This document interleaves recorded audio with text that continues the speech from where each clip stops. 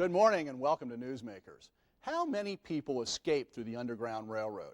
I get asked that question all the time. My response? The issue isn't about numbers. First and foremost, it's about basic human and secondarily about basic American understandings of what each of us are born free from the hand of God. Over 245 years, white Americans concocted dozens of theories why they had a moral right to hold other Americans, their children and grandchildren, in slavery. But none of those theories made sense to even one enslaved person. The names of most of those who risked everything to seize freedom are lost in history. A few became famous. Others were forgotten or suppressed. Most stories about runaways, even those attempts that failed, seem uplifting to the 20th century mind. But some remain deeply disturbing. No story of the Underground Railroad was more troubling when it occurred in 1856, or 150 years later, than the story of Margaret Garner. Garner's story became the basic inspiration for Toni Morrison's complex novel, Beloved, which has in turn become the basis for the movie released this fall by the same name. When the movie opened, I prepared this short report about the historical Margaret Garner, who was, after all, like you and I, a greater Cincinnatian.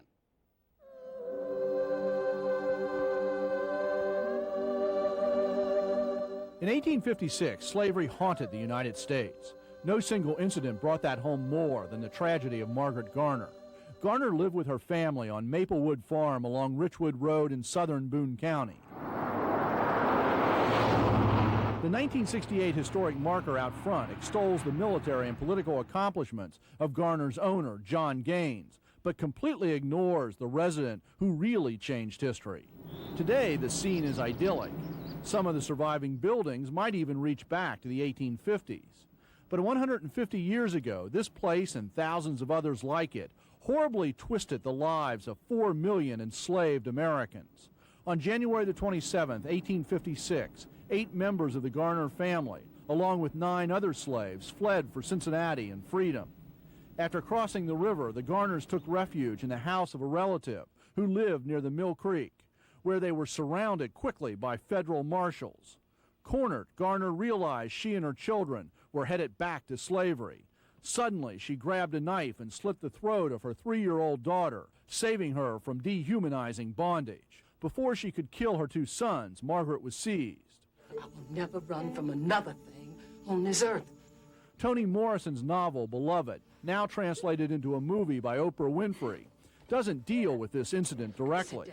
Instead, it explores how slavery and that one terrifying act of resistance rippled through later decades and generations. In 1856, Americans marveled at the power of slavery to twist the maternal instincts of Margaret Garner. 142 years later, Americans looking at the Garner incident ought to wonder whether slavery can still twist our own society today. At almost the same moment that Oprah Winfrey's movie debuted, this book, The Modern Medea, A Family Story of Slavery and Child Murder from the Old South, appeared in bookstores. This morning, I am joined by the author, Stephen Weisenburger. Stephen is a professor of English at the University of Kentucky and co-directs UK's program of American culture. Professor Weisenburger began researching the Garner story in 1989 to write an article on the background of Toni Morrison's Beloved. 9 years later, a 40-page article turns into a 289-page book. Yes. Academics, you do it all the time. Let's, by the way, I really want to compliment you, I think, for a story that gets talked a little bit about here and a little bit about there. You have finally really systematically not only laid out the narrative, but taken a look at all the perspectives. And I think it's a very well done book. Thank you very much, Dan. It's good to hear that. I think probably there's going to be new scholars come along with revisionary evidence and new interpretations. But I thought when I began it, and especially when I began thinking about it as a book, that it was just crucially important to get this story out after so many years. Let's clear up a couple of things, and we're not going to try to talk about all the details. People should go out and read the book. What is the relationship of the historical Margaret Garner to Toni Morrison's character and characters in her novel and her book? That's a good question. I think there are a few major differences for people to keep in mind. One is that Toni Morrison's writing a novel, and it's a psychologically intense novel, and so she needs to explore the psychology, the inner life of her main character, Sethe. As such, hers is a very individualistic story. It's focused on Sethe and her escape alone to Cincinnati. The Garner case is a family story, however. It's about the slaves' attempt to keep their family together as a unit. It's about their escape together. It's about the way that they went to the Elijah Kite cabin near Mill Creek. Who we might point out, Elijah Kite is also a relative, part of the extended family. Yes, part of Margaret's extended family. He's a cousin. He's been a freed black living in Cincinnati for some years and a contact for Margaret's husband, Robert, so that he could plan the escape. It was a very daring escape. It was well planned, and it was meant to keep the family together. Let's talk a little bit about that. You know, sometimes I think people looking back today who don't know much about this whole period have some idea that the border between Ohio and Kentucky was kind of like the Berlin Wall that we grew up with. In fact, people like Robert and others, that was a porous border. They moved back and forth a lot, didn't they? It was very porous. The technical term was that these were slaves in transit. Often masters brought slaves to Cincinnati, but I was quite stunned as a non-historian and a very naive person about these subjects when I first began to learn that slaves traveled freely across the river by ferry boat with passes from their masters, and then they faithfully returned to Kentucky slavery. Chiefly, of course, because masters had the rest of their families back in Kentucky, and that was the lure to keep them back. But I was quite surprised at that, and of course it meant in the Garner case that these slaves could plan their escape very, very carefully. You know, sort of reinforcing that point, this isn't just in the case of Robert Garner, but it's in the case of dozens of slaves. They came to the markets to either sell or buy in Cincinnati, because Cincinnati was the center. You know, and they dealt with their relatives or other African Americans who were already living there. I think this image that the Underground Railroad was well-meaning whites helping sort of helpless blacks is also undermined not only by the details of this story, but by the details of most stories. That's very true. There were a number of witnesses who testified at the Garner trial that they had seen Robert and other members of the Garner family in Cincinnati, that Robert had attended church, that others had been active, bringing hogs to market, staying overnight, sometimes several nights while they did so. And that gives you a very different picture, because while they were in Cincinnati, the Kentucky slaves, I think, had a social life with freed blacks living in Cincinnati, in the Bucktown area and elsewhere. And so they were able to share information and ideas about how to get free. Robert, for example, would have found out about the famous abolitionist Levi Coffin, who could have put him on and the rest of the family on the Underground Railroad. One thing that another one of those questions I get asked all the time as a historian is, well, where were the tunnels? You know, and I keep trying to beat that down. There aren't tunnels under the river. There aren't. Forget all of that. In this particular escape, and I think this helps illustrate something. How did they actually get across? When we look at that Ohio River today, it seems very broad, very deep. How did they get across? That's a good question, too. There were many instances of slaves who tried to cross in skiffs, holding onto logs when the river was moving, and they drowned. The Garners had the great good fortune of literally walking across the Ohio River to freedom because it was frozen solid. It was the most bitter and cold winter probably in Ohio Valley history. And there were a number of escapes beginning in early to mid-January, typically on Sunday night, anywhere from 5 to 10 or even a dozen slaves per weekend running.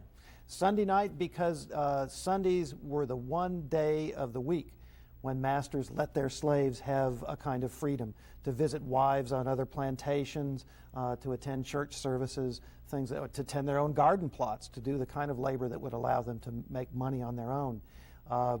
Slaves didn't have to report back to work typically until maybe 5, 6 in the morning, so they had free time. And a lot of the escapes that I found occurred, slaves would run at maybe 9 or 10 o'clock at night. You know, a lot of times, again, one of these images that I think people operate with is that there's the slavery of the Deep South, of the Cotton South, and of course the Garners end up there in the end. They do. but that somehow slavery in the northern part of the South, in northern Kentucky, part of our community, must not have been too bad. What was slavery, as you looked at it in the Garner case on the Gaines farm? What was slavery like for the person who was living it? There were many different kinds of slavery, whether you were a slave in the rice-growing region of South Carolina, the sugar plantations of Louisiana, the cotton fields of Mississippi and Alabama, or in northern Kentucky.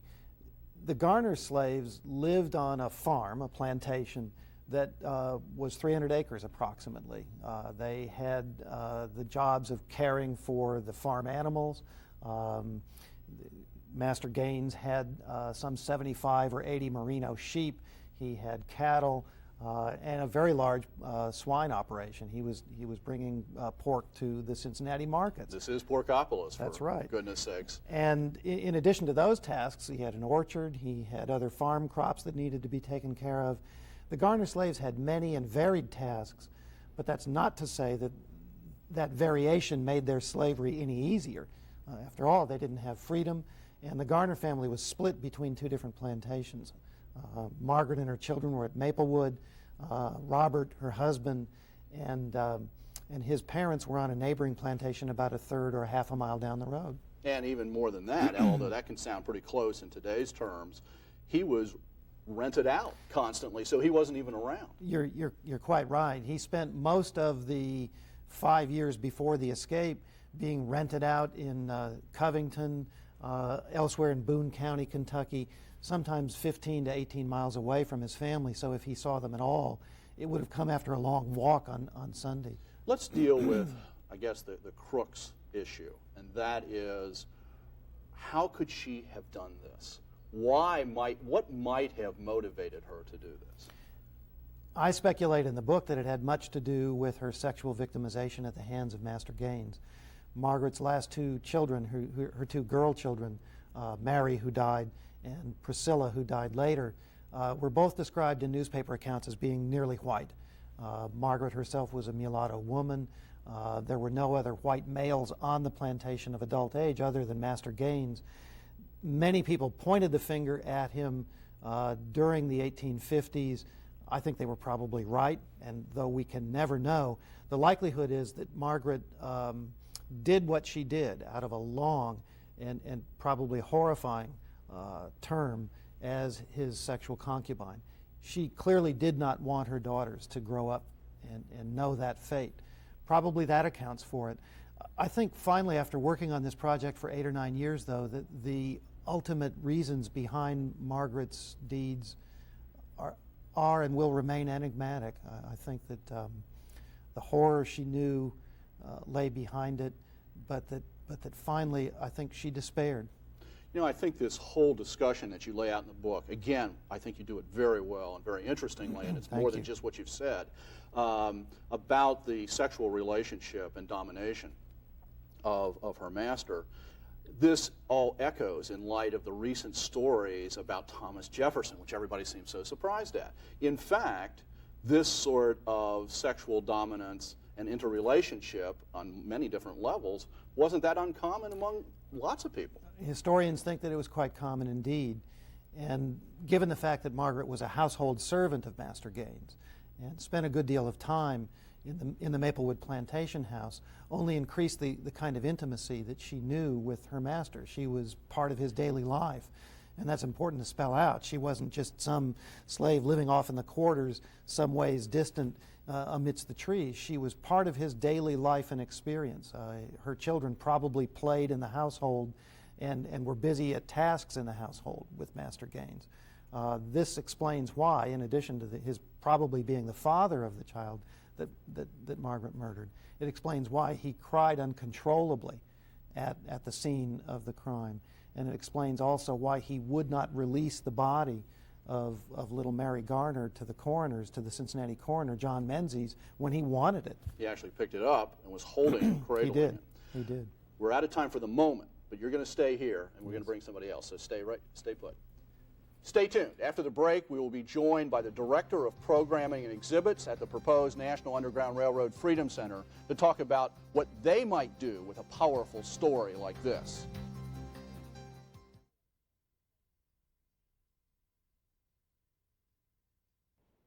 Welcome back. Since 1994, stories of the proposed National Underground Railroad Freedom Center have been on the evening news and on the front pages of the newspapers. During this past year, that dream has begun to take shape as the center has conducted a series of national searches, to assemble a leadership staff. Deborah Mack, the director for programs and exhibits, is an anthropologist. She comes to the Freedom Center from Chicago, where she held several positions at Northwestern University and served as the project director for the highly acclaimed Africa exhibit at the Chicago Field Museum. Debbie, welcome to Newsmakers. Thank you. I found this passage, it's actually by Toni Morrison that you quote in your book. I thought I'd like to read to you because I think it fits in, or see what your response is. Toni Morrison wrote, "There is no suitable memorial, no plaque or wreath or wall or park or skyscraper lobby. There is no 300-foot tower. There is no small bench by the side of the road. There is not even a tree scored and initialed that I can visit or you can visit in Charleston or Savannah or New York or Providence or on the Ohio River, or I'd like to add in Cincinnati, or better still on the banks of the Mississippi." To what extent is the National Underground Railroad Freedom Center maybe trying to fulfill some of that need to memorialize American slaves and people like Margaret Garner? Our goal is, to a great extent, to fulfill much of the vision that Toni Morrison expresses.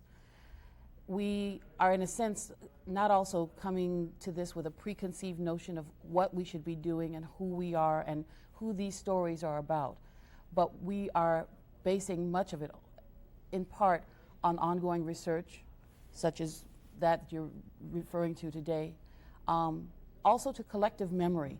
Much of this has been undocumented, as you said. The documents of those who are the famous abolitionists were perhaps that very small elite that were privileged to, in terms of access to writing, to paper, to publication, to having a voice. The majority of people involved in this enterprise and these struggles were voiceless, were nameless, are anonymous.